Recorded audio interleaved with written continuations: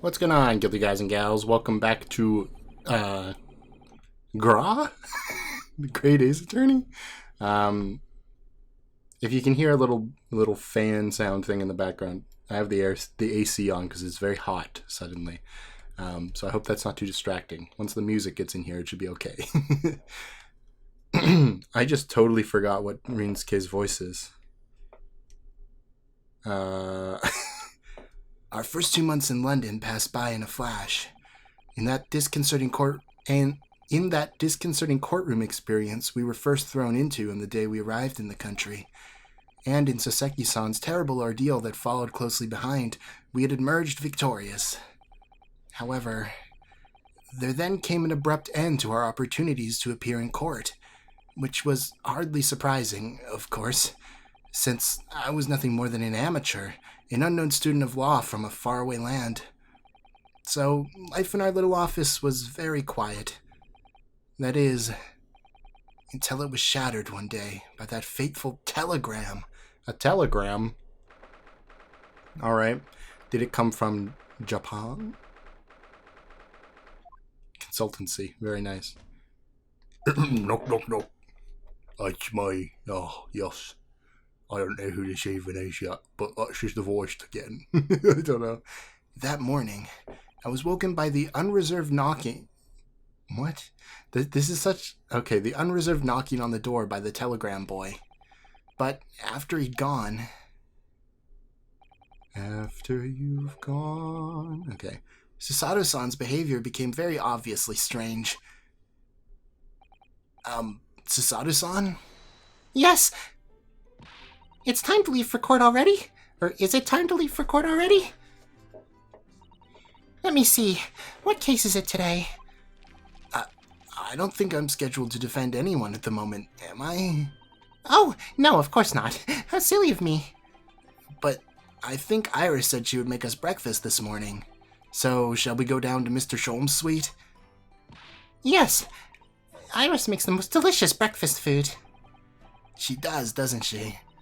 And once our bellies are full, we can leave for court in fighting fit form. Let me see. What case is it today? Here we go again. What's wrong with you? Are you alright? Having like flashbacks or something? So, what was it about? The telegram that got delivered this morning, I mean. Oh, a telegram?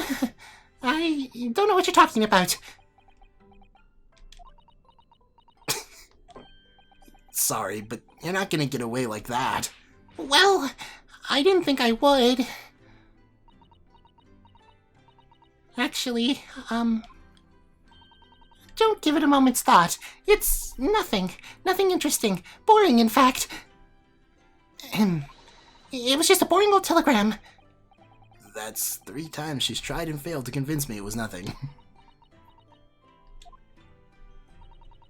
I promise I'll tell you about it. At some point. Alright, I understand.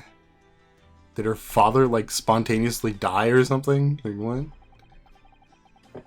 That is my prediction, I guess. I suppose Soseki-san will have arrived back in Japan by now, won't he? I don't know why I said it like that, don't worry. Yes, I should think so. He left immediately after that terrible ordeal. Which would mean he should have completed the voyage already, or by just a few, or be just a few days away. A fortnight? Fortnight! Among us! A fortnight ago, we had a very long telegram from him. Do you remember? Complaining of seasickness? But by and large, it seems the voyage has been going well. Is something wrong, Naruhodo-san? I was just wondering, what might have become of Soseki-san if he stayed in London, that's all.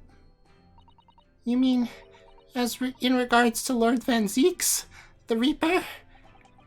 Yeah, I can't help but wondering if seasickness would have paled into insignificance in that case. Is the writing different in this chapter? Or am I just, like, tired? I don't know, it just feels like everything's more complicated than it was before. What is it they say? That no one who stands in the dock can be saved from the Reaper, right? Yeah. Like the way that nightmare's trial ended on the very first day on the very day we arrived in London. Even 2 months on, the cause of that dreadful fire is still a mystery. Yeah, but at least Soseki-san is safely out of the country now. Presumably, that means that the Curse of the Reaper can only take effect within the confines of the city of London, perhaps? Almost like the person who's doing it lives here. Even if that's the case, it's little comfort. I have a terrible sense of foreboding. If the legend of the Reaper is to be believed, it would mean he wields the Sword of Justice himself. Come to think of it, I wonder what he's been up to these past 2 months. Surely not wielding that sword against more acquitted defendants. No, I don't think so. Apparently, Lord Van Zeeks hasn't appeared in court once since our last encounter. Oh? Yeah, since Soseki-san's trial, he's withdrawn from judicial service again, it seems. Really? Just like before, when he wasn't seen in court at all for several years. So, it's just been me who's had to face him in his recent spate of trials then. Ugh, just my luck. I wonder if luck doesn't come into it. Sorry? What was that? I think he's just very racist. Nothing. Never mind. Cool. Well, let's take a look around our little room here. We've got a Jeruma. Ah, the Jeruma doll I brought with me from home. Still with only one eye colored in. I said I'd color the other eye once I won my first court case here in Britain, but... But you have one, haven't you? Twice, in fact. But I feel as though I'm still lacking as a lawyer. I'll tell you what, why don't you color the other eye in once you think I'm a proper, fully fledged lawyer? Okay, I'll do it right now. If you insist. It's spring at last. The weather is warmer now. But I love the smell of fire and steam rising from the kettle. Oh, would you like some tea, Naruhodo-san? Thank you, Sasada-san, but I'm alright for now. With the green tea Sasada-san makes me from time to time and Iris's unique herbal infusions. This place is paradise for a true tea lover.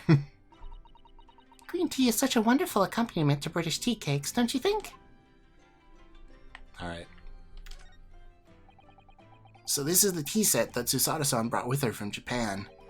Let's hope she hasn't noticed me slipping sugar and milk into my cup when she makes it. It's just so bitter.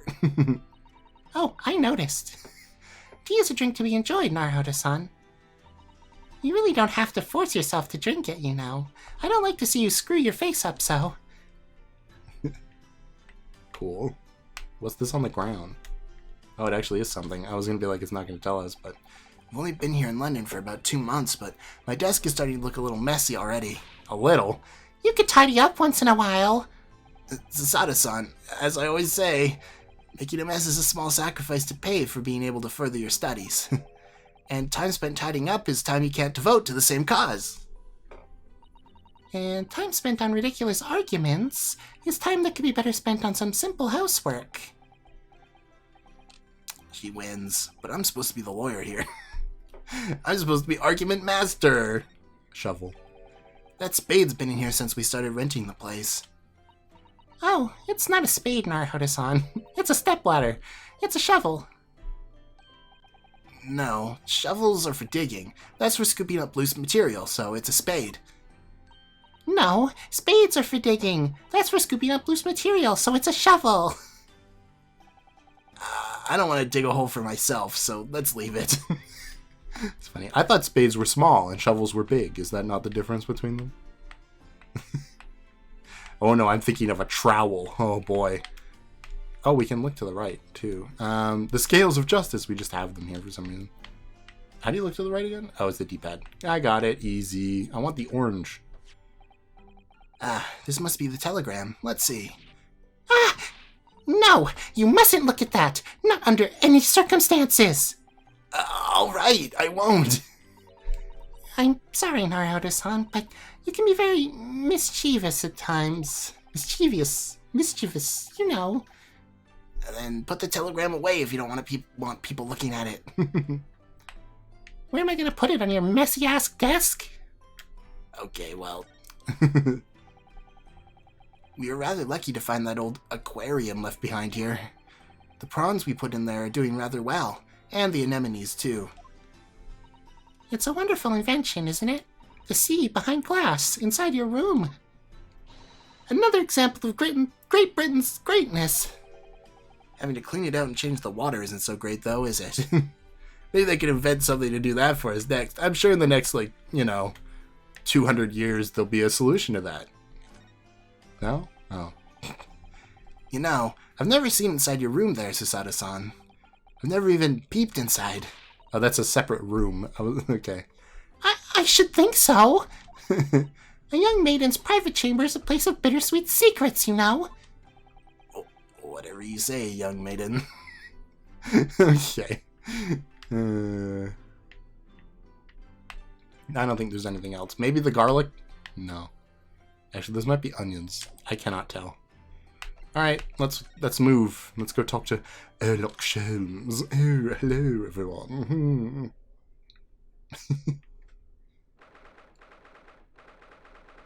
Sholmes is sweet. Morning, Runo. Morning, Susie. I think this is just the voice I'm going to have to give her, because I can't think of anything else. Good morning, Iris. Iris? Who's playing that terrible violin? What is it, Runo? What is that terrible noise? It sounds like a cat being strangled. Ah, yes. You've noticed that, did you? He's not even moving the bow. Hurley isn't in his best form this morning, it seems. He also got a mysterious telegram that you can't read. Oh my gosh. Hello. Hello, Mr. Sholmes. Good morning. A good morning to die, perhaps. Has something happened, Mr. Sholmes? You look miserable, and the way you were playing the violin before. My analytical mind is dead. Music is dead. The world is dead. Damn this blanched existence! Did someone take away your cocaine or something? That's all it is, my dear fellow. Nothing of consequence. I'm afraid I don't understand. Well, Iris, isn't it time we ate? Some dry toast and insipid coffee for me, if it's not too much trouble. You have to speak so slow. Meow. Hello, kitty. Oh, it's got a little bow tie. Okay. Oh, look, it's Wagahai. Wagahai, maybe?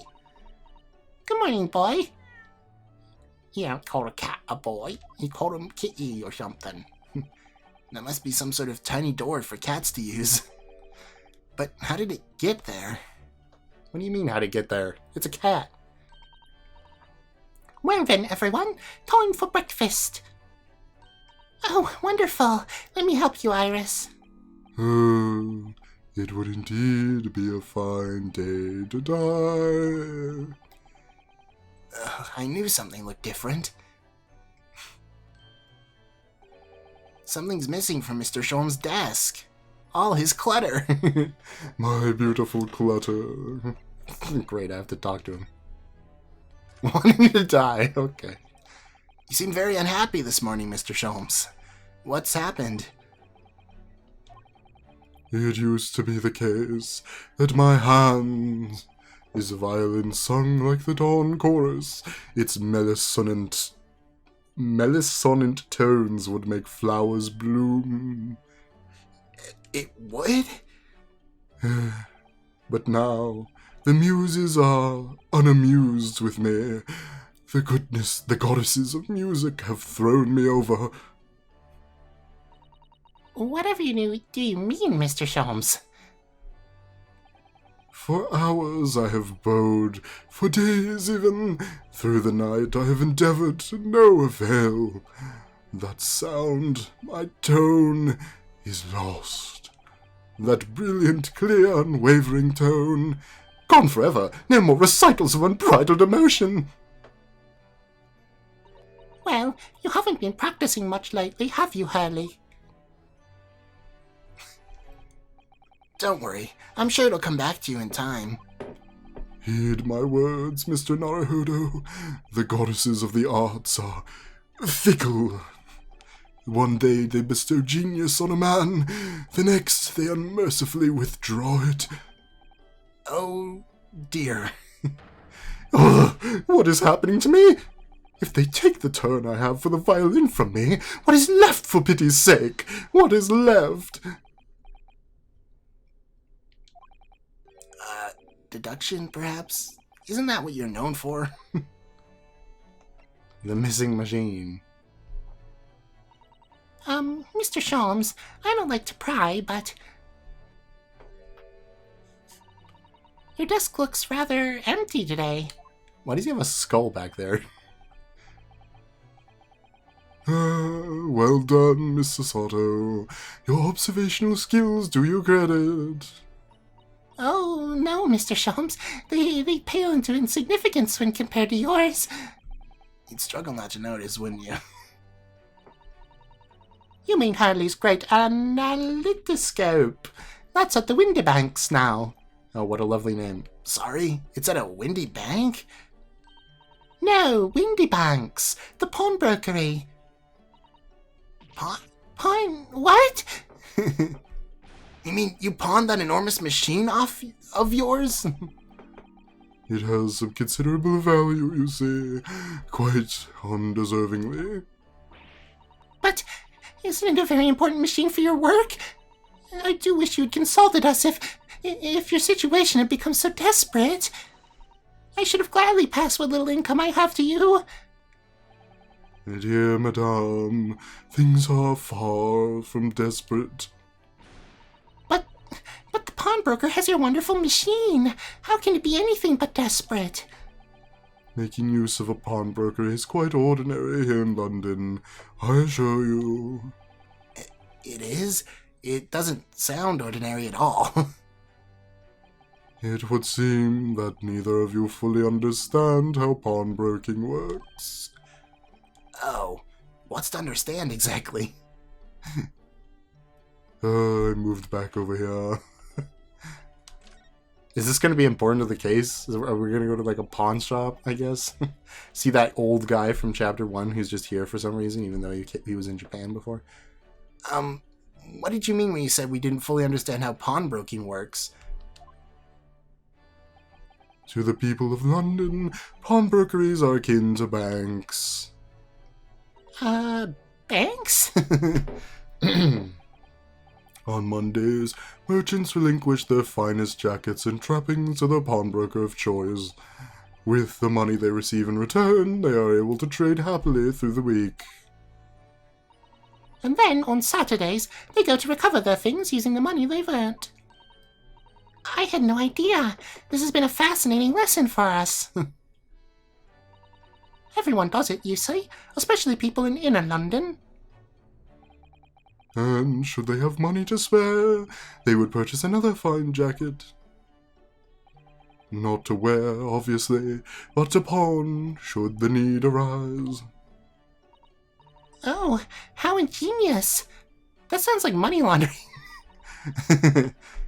So, whenever we have something that's getting in the way, we leave it at the Windybanks, you see.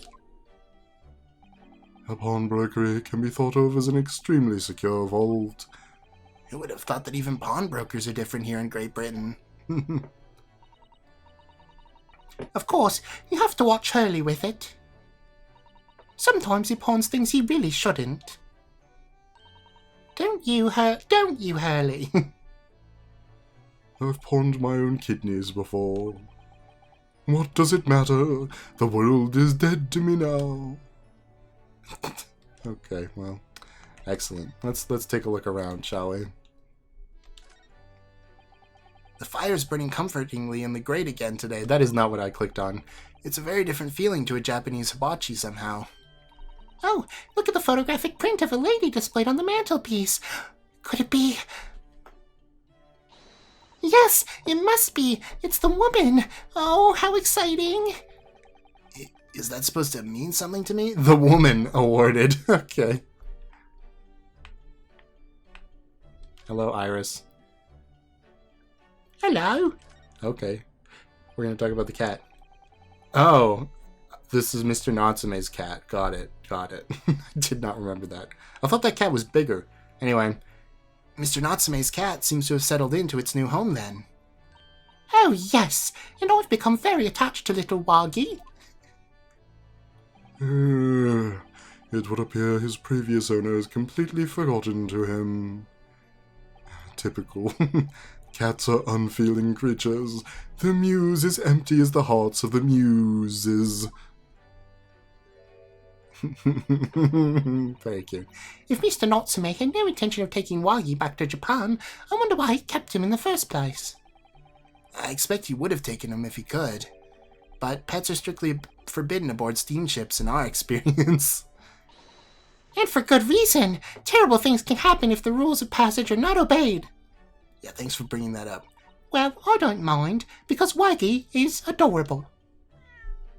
Meow. Yeah, he really is. Oh yes, what about the door? I don't remember seeing that tiny thing in the main door before. Where did that come from? Oh, you noticed? You are so observant, Runo. Look, I use this, my latest invention. Why does everything you invent turn into a gun? I call it the cat flapper-mat. Gosh, a machine for making doors just for cats? That's right, it can make a cat flap for a little furry friend like Wagi in seconds. And it can do it in any door at all, no matter what it's made of. It's very powerful, you see. That sounds like a security risk. Wouldn't it have just been quicker to make the cat flap rather than making a machine to make the cat flap? Pouts. Well, yes, maybe, but now I can make cat flaps anywhere I like right in your head. Oh, I think it's wonderful. You must make one for us at the door of our office upstairs, Iris. She really knows how to come up with unconventional inventions, this girl. That was nice wordplay, Runo.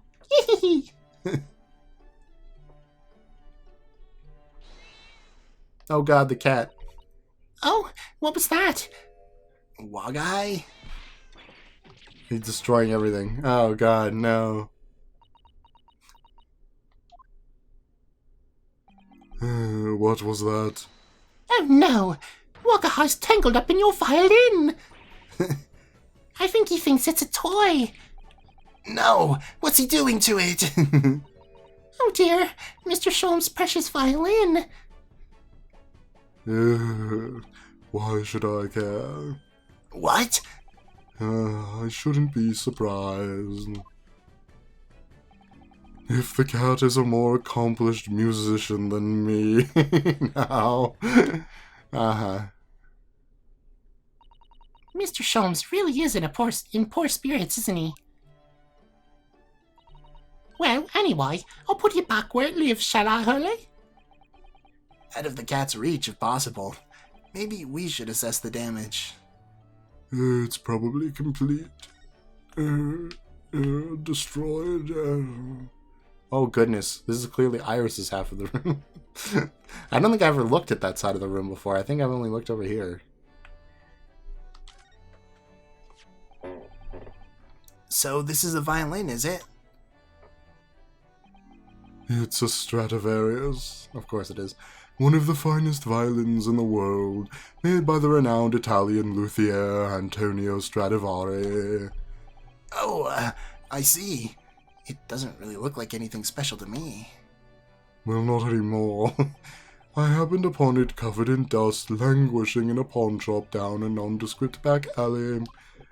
The broker had no idea of its value, so I was able to purchase it for a mere 55 shillings. How honorable of you. Sheesh. And until today, it has been my faithful companion in every...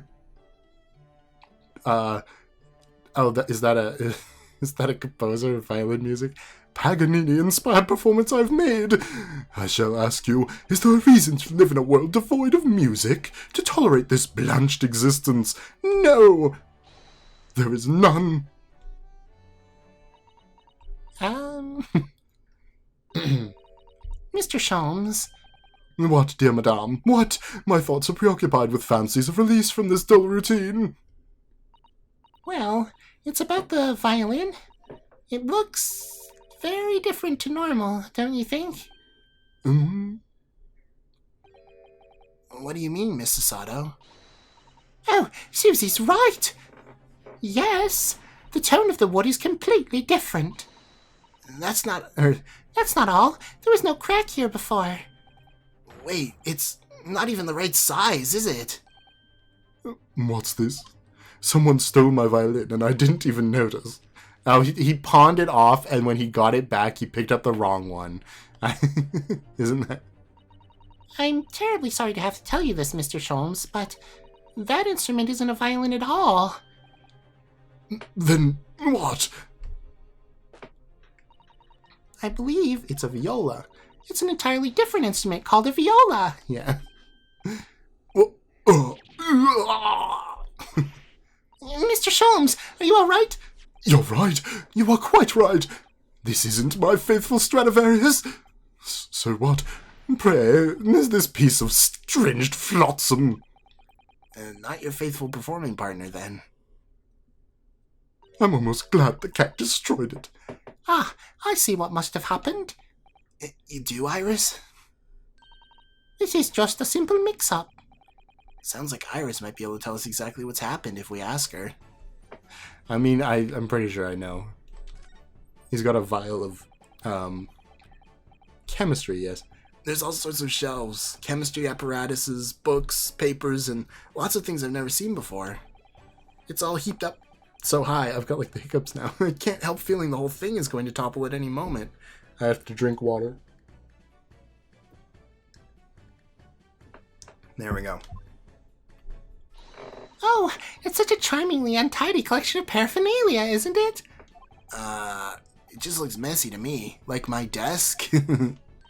But you, Mr. Naruhodo, must learn to tidy up after yourself. No favoritism there, then. Good to know. Why does his chair have like a lever? I guess it's to like recline it, but it just looks so funny. Okay. No, I didn't mean it. There was something about the glass, right? Oh no, it's the desk. Look at Mr. Sholmes' desk. It's completely clear. Isn't that enormous machine usually on it? We can never hope to understand what goes on in the great detective's mind, Mr. Naruhodo. Why, next time we're invited, we might find he's vacated the entire suite. That's scarily plausible, actually. That's funny. He put his pipe in a chemistry holder. That's probably a good thing to do. Yes, actually. I can't look at the clown shoe. Look up here. These are all mementos of Mr. Sholmes' past cases, I think. If he'd been involved in my case, I wonder if the beef steak from Le Carnival would be on display here. A mystery shoe, a curious hammer, some mysterious dancing men, a bust of Napoleon. Ah, what an entrancing collection. It looks like an untidy assortment of junk to me, rather like what's on my own shelves. Well, you really ought to learn to keep your things in order, Mr. Naruhodo. No favoritism there at all. Great, lovely. Oh, I love it so much. Thank you. Tea. It looks like that huge metal chest is being used as a table for tea and coffee. Seems very sturdy, with an equally sturdy look. Mr. Naruhodo, you mustn't go around opening things. I always have to keep an eye on you, don't I? You're so very mischievous. How did you come to that conclusion? Okay. Let's look at Iris's spot over here before I talk to her, and we probably move on. That's a charming little white shelf. And full of charming little bottles, too. But the contents of them aren't quite so charming, it seems. Science is the future, Mr. Naruhodo. You can't deny it. I'm saving my money so I can buy some chemistry apparatus as well. Law, chemistry, takedown throws. What diverse skills you boast, Mrs. Otto. As useful as they are, I'm not sure my throwing skills are worthy of inclusion in that list. Trust me, I've been on the receiving end, yeah. A doggy! Come to think of it, I haven't seen Iris doing much writing recently. But there's paper already set up in the typewriter. Look, as if she's about to start. That reminds me, when I mentioned that Iris was in the process of writing a full-fledged novel, Mr. Natsume was most impressed. Yes, Mr. Natsume. That's what I'll be doing too once I'm back in Japan, he said, through tightly clenched fists and teeth.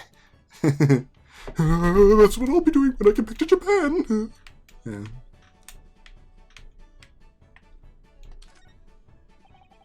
Iris's beautiful tea set is there on the table as usual.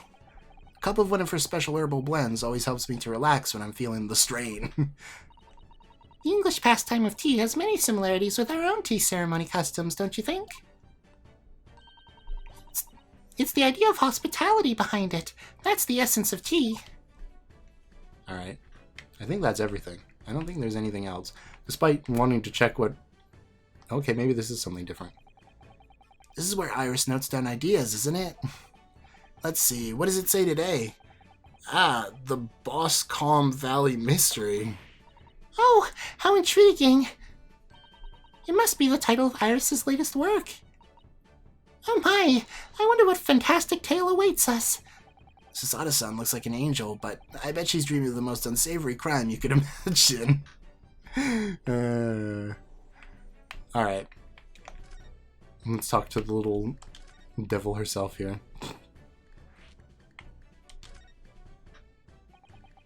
What did you mean by a mix-up, Iris? Well, you see, this this viola, I mean, was at Windybanks until last week. At the pawnbroker's? Not Mr. Shom's beloved musical partner. I'm feeling much better now. There's a proverb from the East with which you two are no doubt familiar, my dear fellows. Okay, tread carefully. Always let a beloved child travel. Yes, indeed. So, you sent your beloved violins to the pawnbrokers in the hope it would experience personal growth? Oh, what a wonderful idea. Last week I pawned my great analytoscope in order to release my precious instrument, but it would appear Mr. Windybank mistakenly furnished me with this tawdry fiddle instead. But my ears cannot be deceived by the hollow timbre of this piece of timber! No, but your every sense was deceived by the fact it just had strings. Pah! Pshaw! A fine state of affairs this is. It's why I always say, Mr. Naruhodo, never trust a pawnbroker. They will try to fiddle you every time. But earlier you told us you could think of them as an extremely secure vault. The place is a vault. The owner is the fiddler. Come, Mr. Naruhodo, dilly-dallying will get you nowhere. Sorry? Crunching your toast with that vacant aspect, fressing your coffee so obtusely. I'm hoping that's how you say that. Fressing, not obtusely. I know how to say that. Are you not a little embarrassed by your own conduct, considering the urgency of which we are faced? We must visit Mr. Windybank's pawnbrokery at once. Isn't it right, Mr. Sholmes? Precisely, Mrs. Otto. Without a moment's delay. But I haven't finished my bacon and eggs. Finish them on your own time. My dear fellow, surely you do not still intend to crunch your bacon with an increasingly vacant aspect, to fress your eggs ever more obtusely. All right. Say no more. Let's go then. Don't worry, Runo. I'll be happy to heat it up for you again later. Oh, thank you, Iris. Reheated eggs. Delicious. Oh. As it happens, I am rather curious to see what a British pawnbroker's looks like. Well, let us go then. Okay, good. We can just go. I'm so glad. Wait, I can go to Baker Street? Or the pawnbroker? Well, let's go here first then, to see what's going on.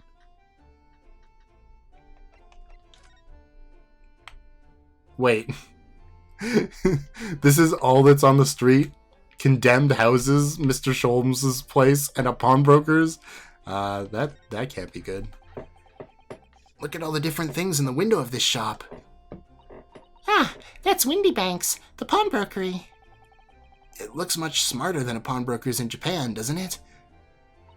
Yes, you're right. I find pawn shops at home rather inapproachable, personally. It reminds me of tearfully parting with my favorite fountain pen. I felt so miserable. What doesn't kill us makes us stronger, Mr. Naruhodo.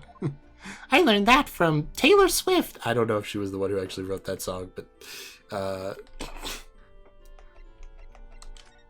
that's all I can think of when I see that.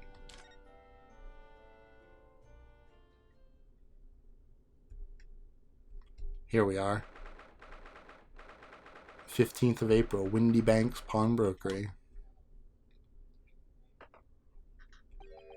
So this is a British pawnbrokery.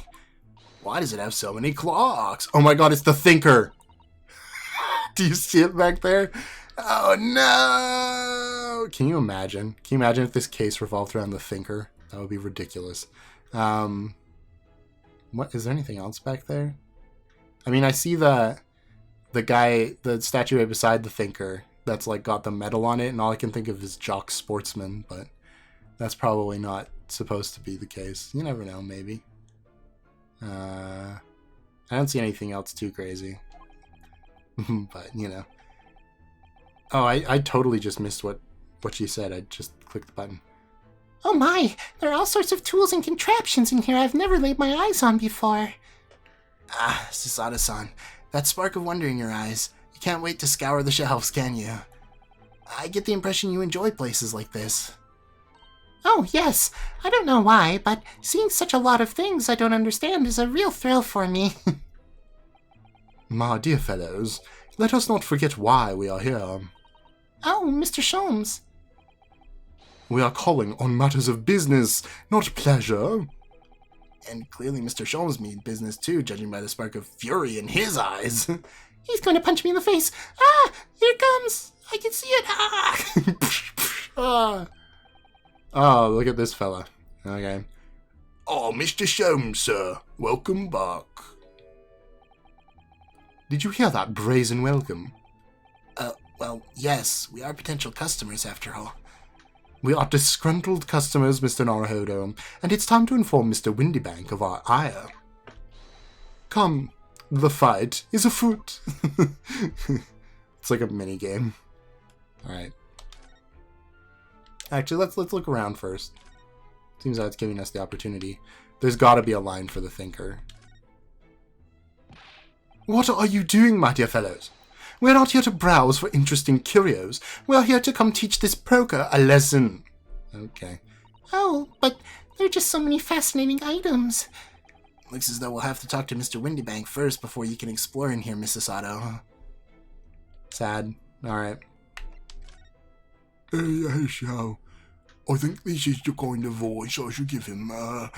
Naturally, you'll recall this, which I retrieved from you some days ago. Yes? This second-rate fiddle is not my faithful instrument, Mr. Windybank.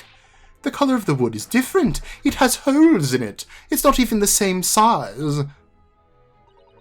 A wonderful summary of our observations, Mr. Sholmes. I'm so very sorry, sir.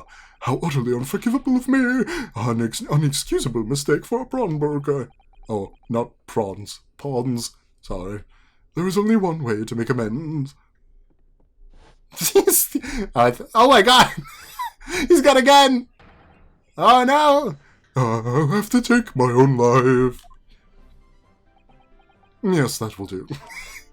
I don't think that will be necessary, do you? If I may just say one thing before I pop off. Yeah! Okay, not that kind of pop off. And, yes. It was you, sir, Mr. Sholmes, who took it upon himself to remove the item the other day, I believe. Sorry. As I recall, I entered the storeroom to fetch your violin when I heard, "Ah, here it is." You did? And when I turned to controvert you, you had taken the viola and left, sir. However, there can be no doubt that the blame lies firmly at my own door for allowing you to leave. So I shall not grumble or grouse any longer. May this guilt die with me. No, stop, my dear fellow, the fault is mine. Yeah, okay. It would appear that the fight is over, and Mr. Sholmes is knocked out on the floor. I do humbly apologize, Mr. Windybank. Evidently my questionable disposition precipitated this tragedy. Well, you wouldn't be Mr. Herlock Sholmes without it. Questionable disposition now, would you? I do believe you may be right, sir. It's either laugh or cry, I suppose. Yes, I think I've settled into my voice now. You are, as it must be said, one of my more challenging customers. I needn't remind you of the peculiar collection of items you've brought through my door in the past. Oh, peculiar items? In the extreme, ma'am. For example, the unpublished manuscript of an eponymous work, the novels of Herlock Sholmes of some sort. Oh my, a new fully fledged novel? And unpublished? A story I've yet to read, you mean? Ah, forgive me. Wait, before you die, tell me more. Sheesh. Alright, I am shocked. I am shocked that they didn't, what rating does this game have? I don't even know. But, I must know more. Tell me everything. Wow, Sada-san is really fired up now. Is there really an unpublished story under this very roof? Well, one day the gentleman here brought in an old metal chest, you see. Okay. I should like to entrust this to your care for a while, Mr. Windybank. For a chest like that, 1 shilling, sir, not a farthing more. It houses something of very great value indeed. The latest manuscript, recounting the adventures of one Mr. Herlock Sholmes. I beg your pardon. A manuscript? You wish to deposit a manuscript? Indeed I do, for I am confident it will be quite safe here. And that was that. As such, Mr. Sholmes' latest tale of otherworldly mystery lies dormant in my storeroom. Mr. Sholmes, is that really true? Do I sense that someone doesn't want to talk about this? I continue to pay your fee, do I not? Then kindly continue to store my belongings securely. Of course, sir. Of course! They're safe and sound with me, I assure you, on my life! This is all very strange. I am afraid for this man. I wonder, could I ask you something? Ah, a gentleman from the East, I see. Yes, that sable suit. I suppose I could offer you 6 pence for it. Without wishing to offend, the tone is somewhat dull. Sorry? Aha! But for your splendid attire, ma'am, 5 guineas, no less. The colours are exquisite, the design exotic, Eastern artistry at its finest, I may say. Oh my, 5 guineas, you say? How interesting. Why do I feel as though I suffered some sort of defeat here? Actually, I was hoping to ask you about your business. I've heard it said that pawnbrokeries are used rather like banks here in London. Yes, sir, indeed. Many of my customers utilize the establishment as you describe. I appraise their items and offer them a proportionate loan of 2 months of secure stowage.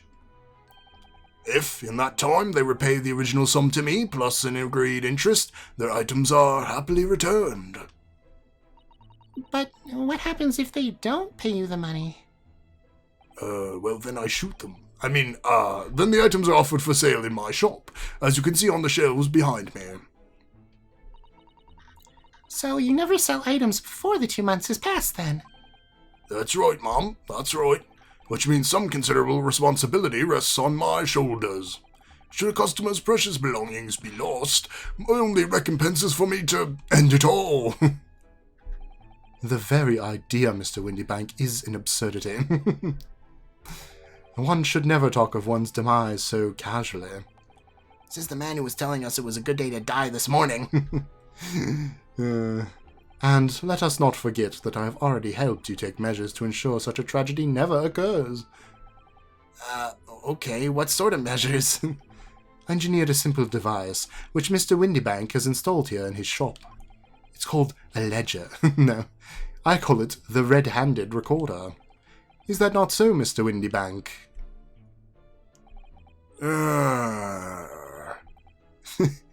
What was that about? The red-handed recorder. What on earth is a red-handed recorder? Use your eyes, my dear fellow. There are two just below the ceiling. Oh, it's a camera. I can see what appears to be a camera attached to some sort of timing device. Very astute. It is indeed a camera furnished with some 100 pieces of celluloid film. And every 30 minutes precisely, the camera automatically records the appearance of the shop. Here, I have an example I can show you. Well, that doesn't seem to be the shop, just the death. Ah, yes, a print from the camera set to record the activity at the shop counter. I developed a special type of film so sensitive it produced a crystal clear image even in darkness. Really? That's extraordinary. Yes, you can clearly see the counter and the door behind it. Look!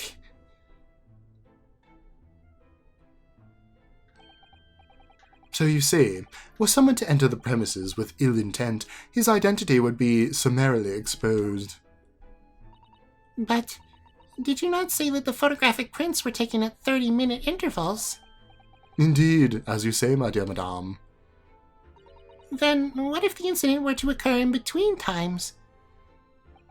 One could only say that would be a cruel twist of fate. I must confess your devices have been giving me some cause for distress of late. I beg your pardon, Mr. Windybank. Surely they are anything but distressing. Reassuring is the word you're looking for. It's the cost of the film, sir.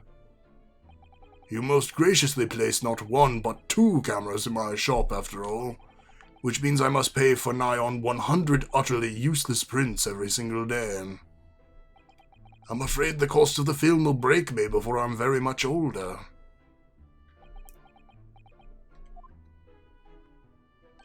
Nevertheless, a small price to pay to ensure the safety of my preferred pawnbrokery, no? My dear fellows, we verge on an age where safety and security come at a price. Oh, heaven help us. He's not wrong. Anyway. Now then, Mr. Sholmes, allow me to return your precious violin. Ah, the very thing. Thank you, Mr. Windybank. Perhaps this might mark the end of the peculiar items you try to pop, Because if anything were to happen to one of them, this would be the only answer. I really think you ought to stop waving that gun around. Someone could get hurt. Fear not. Sorry? I've only loaded a single bullet, so no one but myself could possibly be harmed. That's not really what I meant. Good day to you then, Mr. Windybank. It's been a pleasure as always, Mr. Sholmes. Alright, well. So, Mr. Naruhodo, now we can explore at last. Okay, now we can explore at last. Well, I think we will explore next time. Well, actually, I want to explore the Thinker, and then we'll explore next time. What an assortment of things there are on the shelves here. Crockery, footwear, clocks and watches. Almost anything you care to imagine. Those are forfeited items offered for sale by the pawnbroker. What does that really mean, though? When you pawn, or colloquially, pop, an item, the broker loans you money against its worth. He stores the item for an agreed period of time, after which the loan must be repaid. If not, he is free to display it in his shop for sale at a price of his choosing. Oh yeah, now that you've explained it, I'm noticing little price tags on everything. Of course, simply by paying the agreed interest on the loan, one can extend the period of safekeeping. So you may pawn that black garb of yours without fear, my dear fellow. My treasured university uniform? Never! It embodies my student spirit! Okay, Runesake. Well, that was a pretty interesting episode. It was mostly just like Mr. Sholmes being depressed for half the time. That was kind of bizarre. But I'm sure the case will revolve around this pawnbrokery and the cameras. I mean, how could it not? So yeah, Mr. Windy Bank, you better watch your Mr. Windy back. You're gonna get popped, as we say colloquially. Okay. Thank you guys for watching. If you did enjoy, leave a like, subscribe, leave a comment telling me what you would rate this game with that scene in it of Mr. Windy Bank holding a pistol against his head. I bet you this is rated T for teen just because of that. It might even be like adult only in Europe. I bet you. I wonder what the highest rated Ace Attorney game is. That'd be an interesting question. Maybe I'll find out later. Okay, thanks for watching, and I will see you next time. Bye-bye!